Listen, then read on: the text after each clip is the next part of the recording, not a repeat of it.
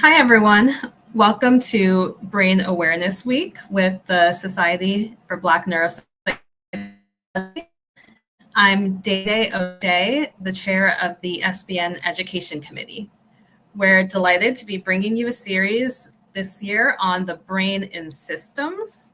And for each of our two talks this week, today and on Wednesday, we will have a live presentation for you, and the recordings will also be available here on YouTube for further viewing. You can also see some of our past talks here on the same SBN YouTube channel, so make sure to check those out after tonight. Our presentation today will start with an overview of brain health, and then later this week we'll specifically be diving more into physical exercise and brain health. I'm joined tonight by another member of the Education Committee, Ivory Walker. Ivory, do you want to introduce yourself? Hi, everyone. Good evening and welcome to the first talk of this year's Brain Awareness Week. My name is Dr. Ivory Walker, and I am on the Education Committee of the Society for Black Neuropsychology. I will be the moderator for tonight's talk. After the talk, there will be a brief question and answer session, so please leave any questions and comments in the chat box. Our speaker tonight is Dr. Anthony Robinson, who is also on the Education Committee. The topic of his presentation is a holistic approach to brain health. Dr. Robinson, we are grateful to have you, and I will turn it over to you now.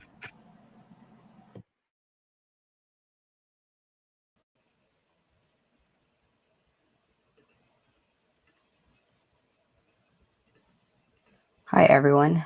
So excited to be here today. Before we jump in, I'll just take a little moment to share a little bit more about my background. So I am a first-year faculty fellow at Wayne State University, and I'm completing my postdoctoral training in clinical neuropsychology at the Rehabilitation Institute of Michigan. And in addition to being a education committee member, I'm also the co-chair for research for the Society for Black Neuropsychology. And I'm really excited to get to explore something that impacts every aspect of our lives, which is brain health. But rather than looking at the brain in isolation, we're going to take a broader perspective, one that recognizes the brain as part of a complex system influenced by multiple factors. So today, we're going to talk about why brain health matters and explore not just how different systems influence brain health, but also what we can do to support long-term cognitive resilience, both as individuals and as a society. So before we dive into the specific factors that shape brain health, let's take a step back and ask a fundamental question. Why does brain health matter? So many people think about brain health only in the context of disease prevention, but it's so much more than that. Brain health impacts how we think, how we feel, how we function. It affects our ability to focus at work, make decisions, manage emotions, and even build relationships. And a healthy brain helps us adapt to challenges, learn new information, and stay independent as we age.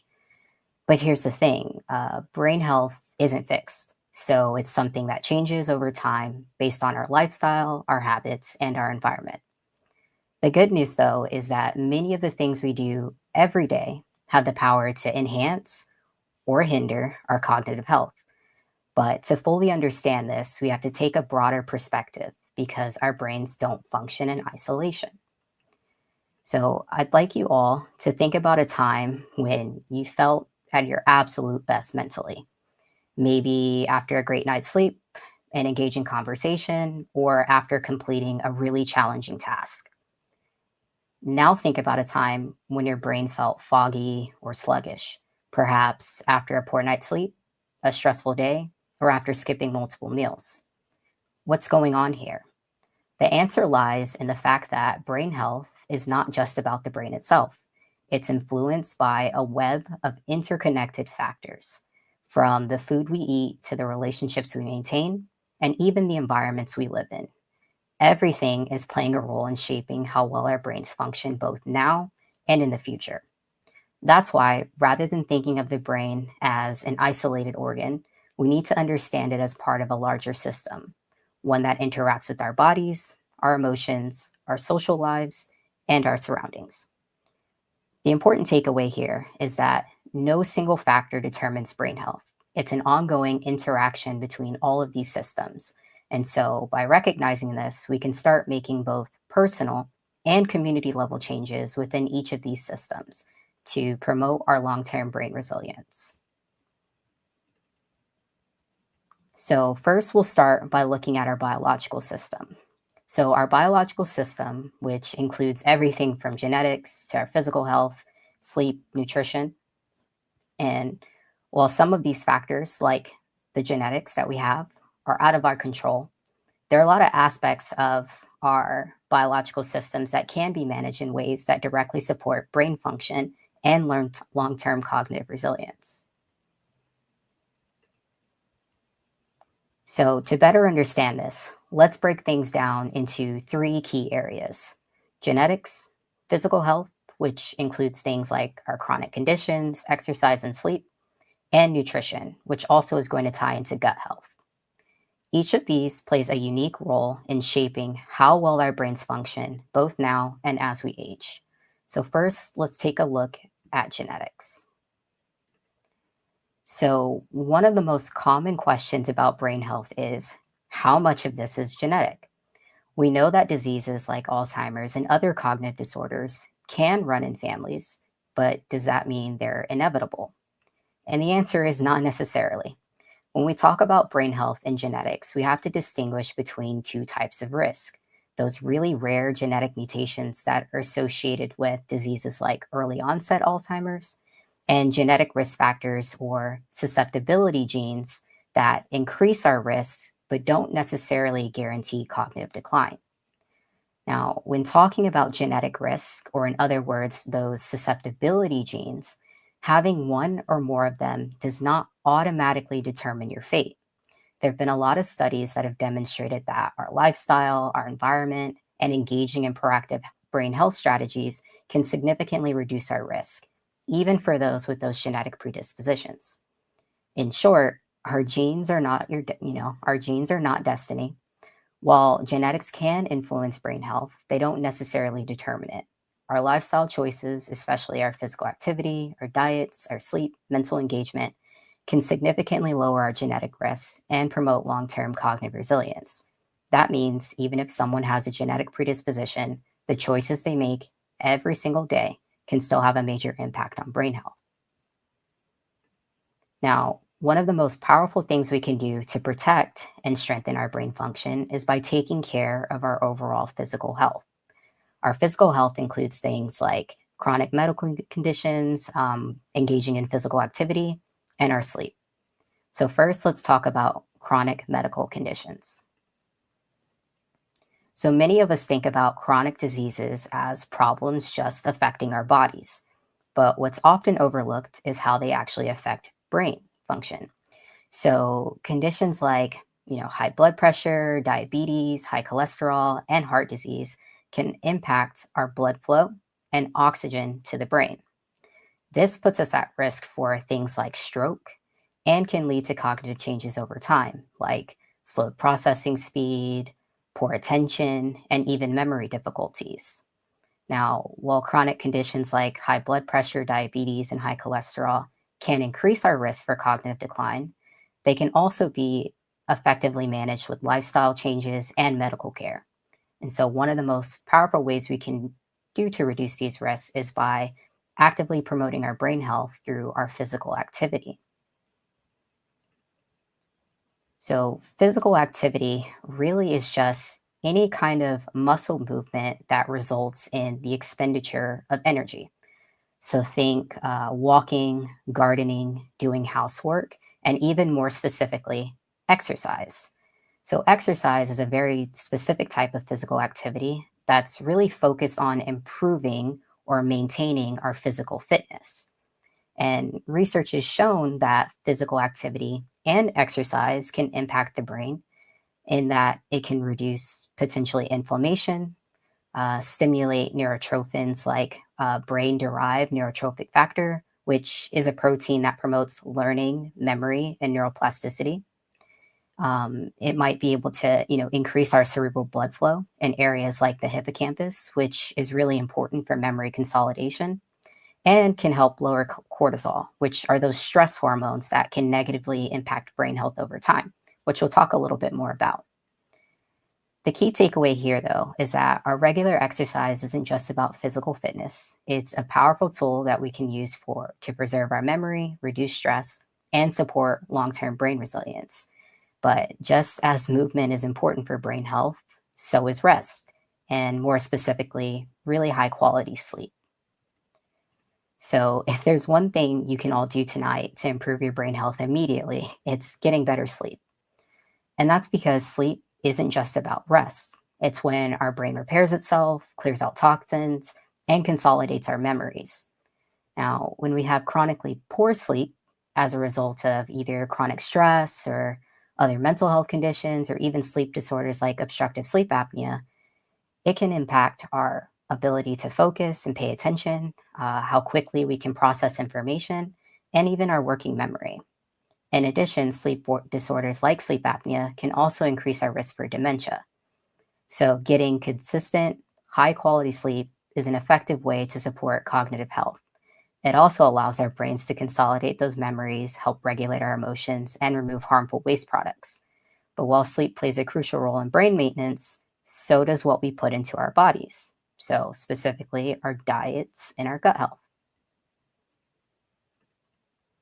Now, we often hear the phrase, you are what you eat. But when it comes to brain health, a more accurate saying might be, your brain functions based on what you eat. And that's because the brain is one of the most energy demanding organs in our body, using about 20% of the body's total energy. This means that the quality of nutrients we provide to the brain directly impacts how well it functions. So, for example, omega-3 fatty acids, which are found in things like fatty fish, nuts, and seeds, can support things like cell membrane integrity and reduce inflammation. Antioxidants, which we get from really colorful fruits and vegetables, can protect the brain from oxidative stress. B vitamins, which are found in leafy greens and whole grains, are really essential for energy production and neurotransmitter function. So when we eat diets rich in these nutrients, like the Mediterranean diet, it's been shown to be linked with things like better memory, faster processing speed, and even can lower our risk of cognitive decline. Now, the protective effects of diets like the Mediterranean diet is likely due to its benefits for vascular health, as it can reduce cardiovascular risk factors that are also risks for dementia, like the ones we've talked about, hypertension and high cholesterol. Now, on the flip side, diets really high in processed foods, trans fats, and added sugars have been linked to higher inflammation, brain fog, and even increased risk for neurodegenerative diseases.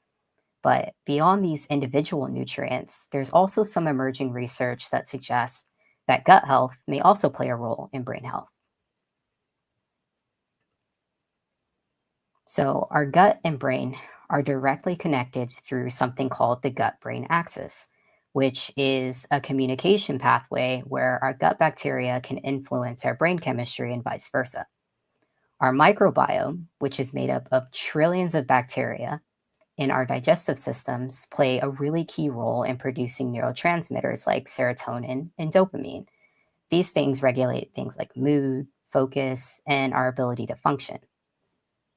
A balanced gut microbiome supports mental clarity and emotional well-being, while an imbalanced microbiome, oftentimes caused by poor diet, stress, or even antibiotics, can contribute to brain fog, anxiety, and potentially even depression. Now, the connection between nutrition, gut health, and brain function really highlights just how much our daily choices influence cognitive resilience. By fueling our brain with nutrient-dense foods and supporting a healthy gut microbiome, we can promote better memory, mood, and long-term brain health. But when it comes to brain health, it's not just about understanding the science and how all this stuff works. It's really about taking actions. So, we've covered our genetics, our chronic medical conditions, physical activity, sleep, and nutrition, all of which are playing a role. But the real question is, what can we do about it? And there are two key levels of action that we'll be talking about today: individual choices and our community level change. On a personal level, we can make sure that we're getting regular checkups to track blood pressure, cholesterol, and glucose levels. We can make small changes in our physical activity by aiming for 30 minutes every day. We can improve our sleep hygiene by creating a consistent bedtime routine, limiting screens before bed, and trying to keep our rooms dark and cool. We can make dietary changes to increase those omega 3s, antioxidants, and fiber. And we can reduce ultra processed foods and support our gut health by including things like probiotics and fiber rich foods. However, we also have to recognize, though, that not everyone has equal access to healthcare, nutritious foods, or even safe environments for physical activity. And that's where our community and policy advocacy really comes in. Community level actions include things like supporting policies that improve preventative healthcare and chronic disease management, promoting physical activity in schools and workplaces by encouraging initiatives like bike lanes, fitness breaks, and even community exercise programs. It includes things also like supporting programs that provide healthier food options in schools, workplaces, and low income communities, and advocating for farmers markets, community gardens, and grocery stores in food deserts. By making small but meaningful changes like prioritizing exercise, improving sleep, and adopting a brain healthy diet, we can support cognitive resilience at an individual level. And at the same time, while advocating for broader community resources, we can also ensure that these benefits are available to everyone. Now, although we've discussed our bodies and our brain health, it's also important to recognize that it's influenced by the way we feel and how we challenge our minds. So, while we often separate our physical and our mental health, the reality is that our psychological well being is deeply connected to brain function. Chronic stress, anxiety, and depression can cause some memory difficulties, slow our processing speed, and potentially increase the risk for cognitive decline. At the same time, staying mentally engaged, oftentimes through problem solving, learning, and creative activities, can help us protect our brains and build resilience. Over the next couple of slides, we're going to explore how our psychological health and cognitive engagement influence brain function and discuss some practical ways to manage stress, improve our emotional resilience, and keep our brain stimulated for long-term cognitive health. Now, I'd like you all to kind of take a moment and think about a time when you were really stressed. Maybe you had a big deadline, maybe you're going through a difficult life event, or just had a lot on your plate. How was your memory? How clearly were you able to think? My guess is probably not very well. And that's because stress and mental health struggles can impact our brain health. Now, stress is a multidimensional process. It includes our actual stress exposure and the occurrence of stressors or stressful life events, and then our actual stress response. Now, it's important to note that stress is a really normal part of life, but when it becomes chronic, it can be harmful to the brain. So, some examples of chronic stressors include experiences of discrimination, ongoing financial difficulties, strained family relationships, and even major life changes. Now, when we experience stress, our brains release cortisol, which is a hormone that helps us react quickly in really high pressure situations. And in small doses, cortisol is really beneficial. But too much for too long can damage our brain structures involved in memory, attention, and emotion processing, like our hippocampus, our frontal cortex, and the amygdala. In addition, research shows that people who experience chronic stress have a higher risk of developing memory problems and dementia later in life. Now, chronic stress can occur at any time, including in childhood, and can have lasting effects. Now, the good news, though, is that stress isn't something we just have to accept. There are a number of strategies we can use to reduce its impact and protect our brain function over time. Now, it's important to note that we can't completely eliminate it, but we can change how we're responding to it and engaging in protective habits that can help lower our cortisol levels and build resilience. So, stress management techniques may provide a buffer against the impact of chronic stress on dementia risk. For example, mindfulness and meditative practices are related to better attention, memory, executive functioning, and processing speed in healthy older adults, and may even provide cognitive and emotional benefits for those who are already experiencing some difficulties.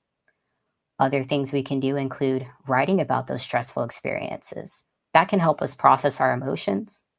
In addition, engaging in exercise regularly can also help lower stress. And if you find that you're unable to manage stress by yourself, or if you're experiencing some other mental health challenges, you can always seek out professional help to learn strategies to better manage your mental health symptoms. And in terms of our community actions, community things that we can do include supporting our mental health programs and encouraging access to things like employee wellness programs, counseling, and stress reduction initiatives, pushing for more parks, quiet areas, and mindfulness programs in community settings, and advocating for affordable therapy, crisis support, and stress management training in healthcare systems. Engaging in personal actions and community advocacy is a great way to reduce stress, but it's just one part of the equation. In addition to that, we also have to actively challenge and engage our minds.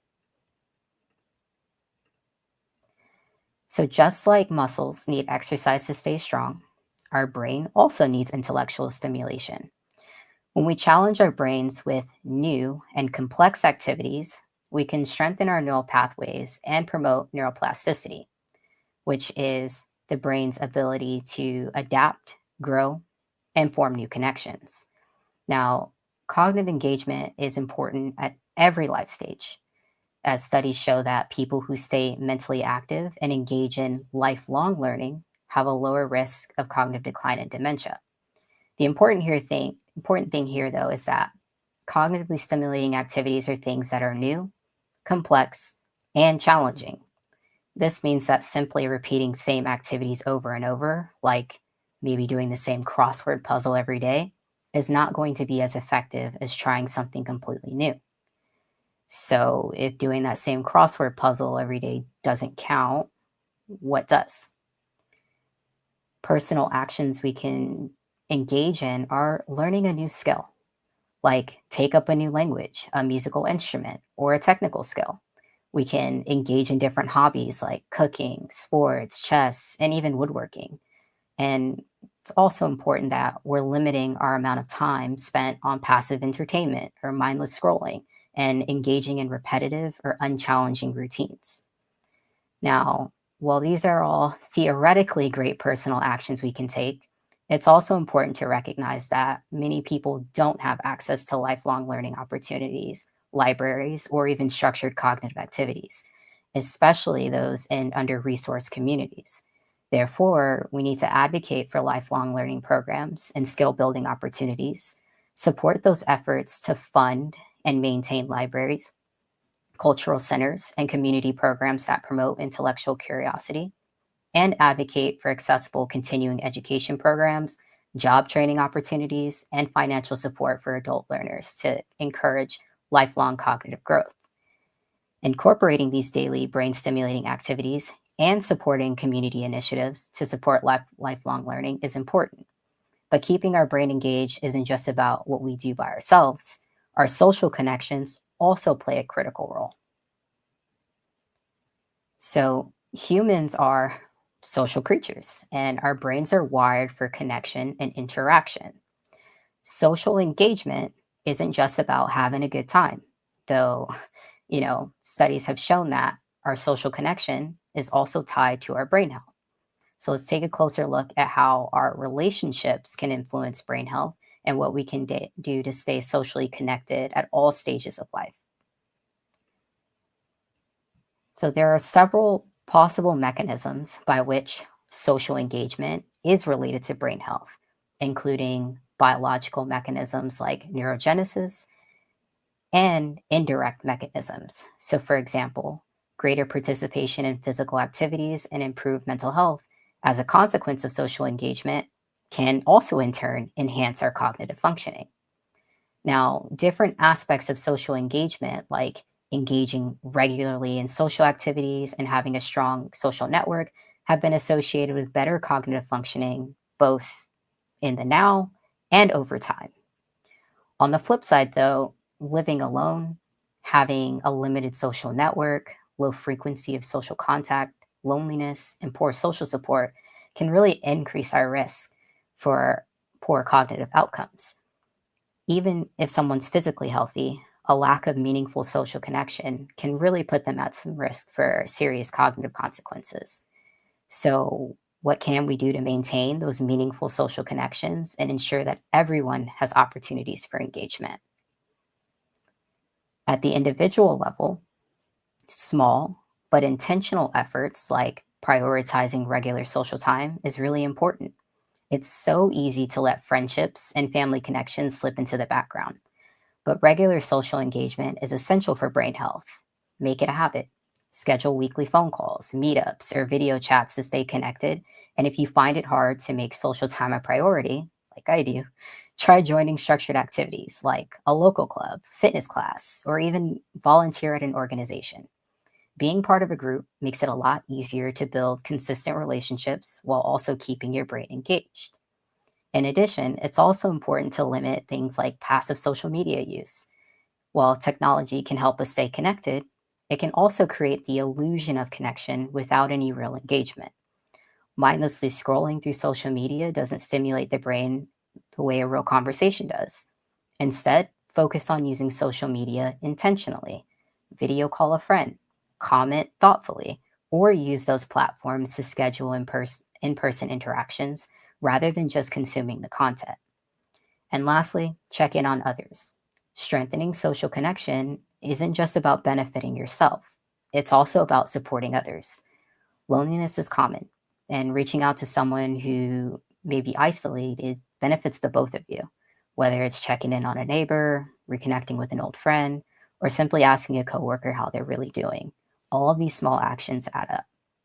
But beyond our personal actions, again, we've got to look at that bigger picture. Social isolation isn't just an individual problem, it's a public health issue.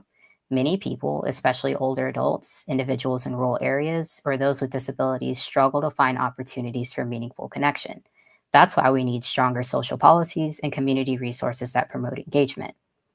Advocating for more community centers, senior engagement programs, and intergenerational activities can help reduce loneliness and improve social health for everyone. Encouraging programs that connect younger and older generations through school mentorship programs, community storytelling projects, and even shared living spaces can help strengthen social bonds across age groups. And lastly, we need to continue to recognize loneliness and social isolation as a public health issue and implement more widespread initiatives. Our strong social connections aren't just built at an individual level. They require community support, infrastructure, and policies that make it easy for people to stay connected and engage. And that brings us to our last system. So, as I've mentioned before, brain health isn't just about what we do personally. It's also shaped by the conditions of our surroundings.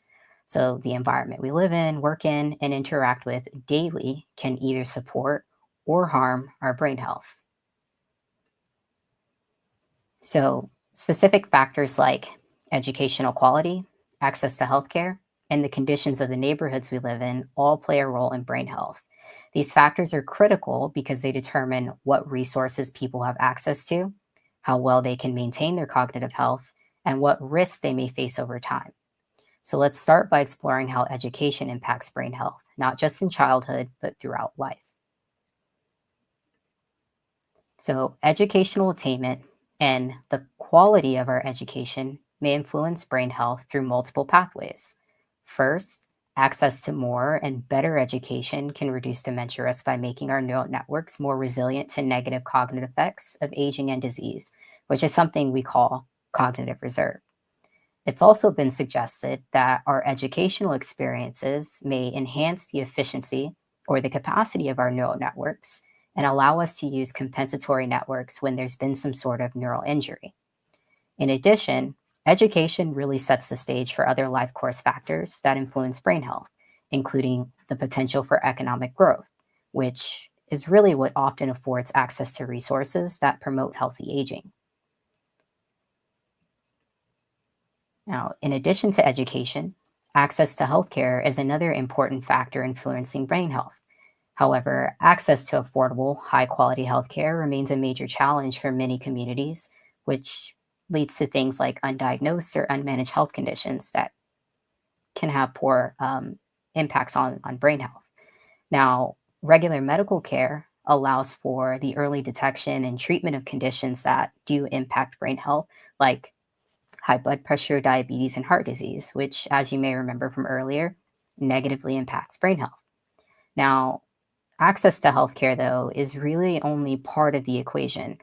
The quality of care also matters. Research has shown that individuals from underrepresented racial and ethnic groups, rural communities, and lower income populations are often diagnosed with cognitive disorders later in the disease process. This means they might miss early intervention opportunities. And additionally, people with limited access to healthcare are less likely to receive routine screenings, mental health for cognitive impairment, mental health disorders, or even just chronic disease management. This often results in a higher burden of preventable diseases among underserved populations. And when we're thinking about barriers, there are a lot, including lack of insurance or high healthcare costs, medical deserts, which are areas with few or no healthcare facilities, limited access to specialists like neurologists or geriatricians, and disparities in care.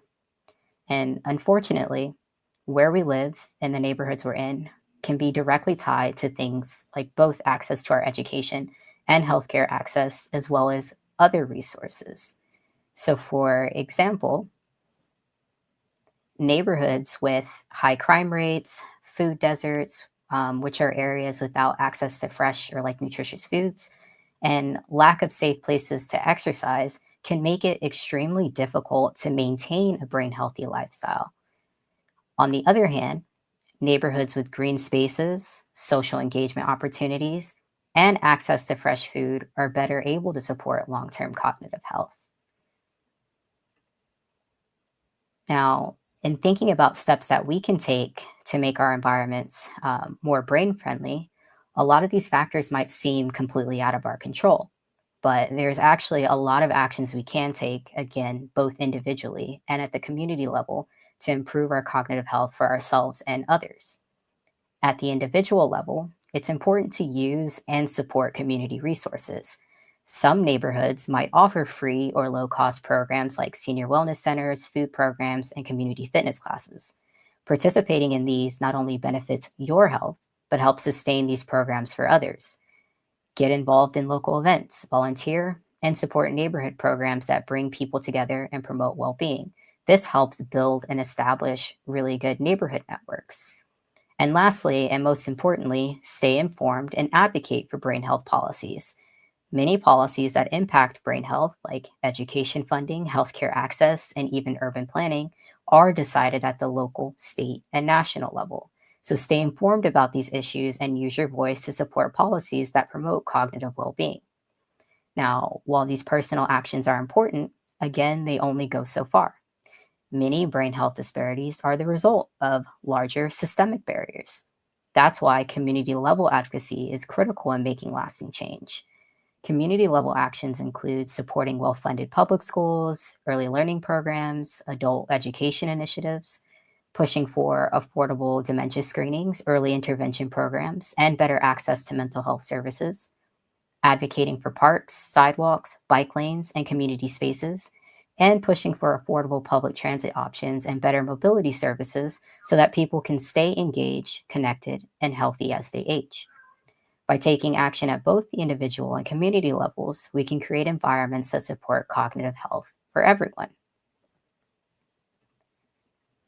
Now, I know we've talked about a lot in honestly a little bit of time, but let's try and bring everything all together now. So, throughout this talk, we've explored how multiple interconnected systems shape brain health, from our physical health and cognitive engagement to social connections and the environment we live in. We've also learned that brain health is a lifelong process that's supported by both individual and community actions. So, as we wrap up, I want to encourage you all to reflect on one actionable step you can take starting today to improve your brain health, whether it's picking a new hobby, checking in on a loved one, or getting involved in a community initiative. Every single step makes a difference. All right. Thank you all for your time. We can open it up now for questions. Thank you, Dr. Robinson, for that great talk. You provided a very informative talk with many gems for steps that we can all take to improve our brain health. We do have a few questions. I'll get us started off. So you noted the genetic risk for cognitive decline and dementia. Would you recommend that individuals with a family history get genetic testing? So it depends. So, like I said, when we think about genetic risks, there's kind of two types of genes that contribute to that. So, oftentimes when people have those susceptibility genes, those are the things that can potentially increase your risk, but don't necessarily mean you're going to have dementia. So, for people who have the more rare or the familial types of genes that are associated with Alzheimer's and other dementias, those are the folks that I would say it's probably more recommended to do that genetic testing. So when we say things like early onset dementia, we're talking about a very, very specific type that's associated with the onset of Alzheimer's very early on in age, like think very like before 60 versus sporadic onset, which is usually what most people get, which is after age 60, and it's associated with older age. So if you have family members who have had dementia, but they're usually getting it in like 70 or 80s, I would say I wouldn't necessarily recommend genetic testing. But it's also important to follow up with your physician as well, as they will have better recommendations about your overall health. Great, thank you. What would you recommend for people who want to improve their physical health but have mobility limitations? Yeah. So mobility issues can really limit our ability to engage in different physical activity and exercises. But there are some things out there that you can do. So, for example, there are chair workouts or things that allow you to move in a way that's consistent with what your body can handle. So, on the website, I believe it's one us.gov and like Move, there's some different exercise programs on there that you can look at that cater to people of different levels of ability. So people who are able to engage with all parts of their bodies, and then people who also have reduced mobility in areas and can't move all parts of their bodies. So I would encourage you to look in and see what things that you can do and what you feel comfortable doing, and just moving as much as you can. Great, that's a good point to just move, just do Mhm. something. And I have more questions, but before I ask those, I do want to encourage anyone who's listening and watching and has any questions, please go ahead and put them in the chat box and we'll get to them. All right, so the next question is, can you give some specific recommendations for improving sleep hygiene for people who are struggling in this area? Yes, absolutely. So sleep hygiene is very, very important. And when we think about sleep hygiene, oftentimes we think if I just lay down in the bed, I should be able to go to sleep. And that's not necessarily true. So, one of the things I talk about with folks and with patients who also sleep with, who also have difficulties with sleep, is helping them develop a routine. So, a wind down activity, which really helps you kind of wind down from your day, allows you to get in that relaxation mode and be able to go to bed. So, that can be 45 minutes to an hour before you expect to go to sleep. You stop watching TV. Maybe you're reading a book or doing some other kind of non mentally stimulating activity at that point in time. Other things you can do are avoid caffeine before bed. Probably not anything after 5 p.m., especially if you're prone to caffeine sensitivity. And when you are falling asleep or trying to go to bed, it's important to make sure we're not scrolling on our phones, not watching TV, as that can often impact our sleep. And if you find that you're struggling to actually fall asleep, don't stay in bed. Get up, do something until you find yourself getting tired, and then try and go back to sleep. And you can try that a couple of times until you find yourself like going to sleep. It's also important to make sure that you're not associating the bedroom with really anything else. So you want to make sure that you're really only sleeping in your bed. You're not doing work, you're not watching TV, you're not doing anything else other than sleeping or having sex essentially in your bed. Those are really the only things that you want to associate your bedroom with. You don't want to make additional associations with other activities as well. So, recap is getting a good sleep bedtime routine, limiting caffeine before you want to fall asleep, making sure that we're not watching, scrolling on screens or like watching TV, and making sure if we cannot fall asleep, we don't stay lying in bed. We get up, we do something else, and then return back to the bed when we're ready to.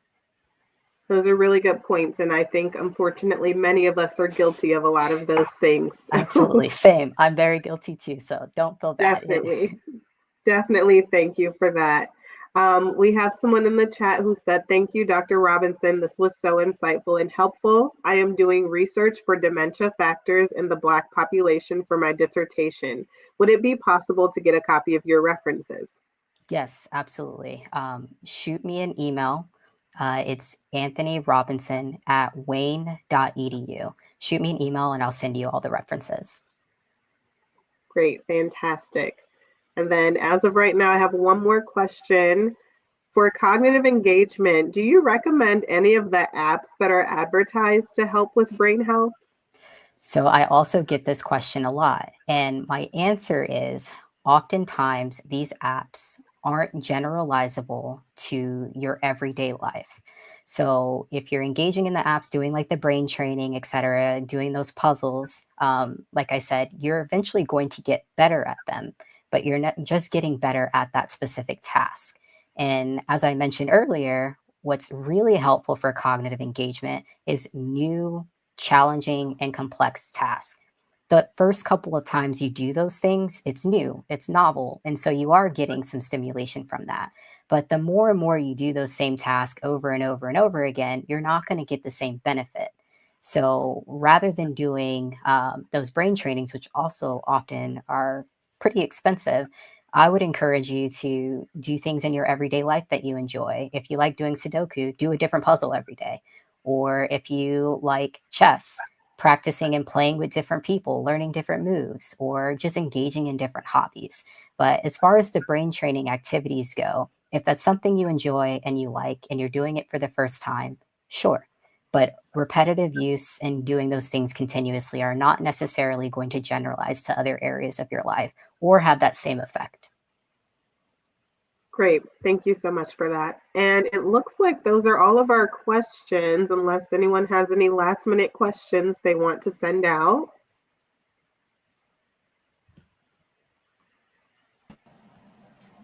Okay, great. Thank you so much, Dr. Robinson. That was a jam-packed presentation. I'm sure everyone here learned something new about the brain and brain health and reinforcing, some of the healthy behaviors that we should all be following. So again, thank you for that. And just want to remind everyone that Brain Awareness Week continues. We have another presentation coming up live this Wednesday evening for those who are able to join us. And again, all of the recordings, if you want to rewatch Dr. Robinson or see any of our presentations from this year or past series, they're available right here on our SBN YouTube channel. All right. So thank you again for joining us. Take care, everyone.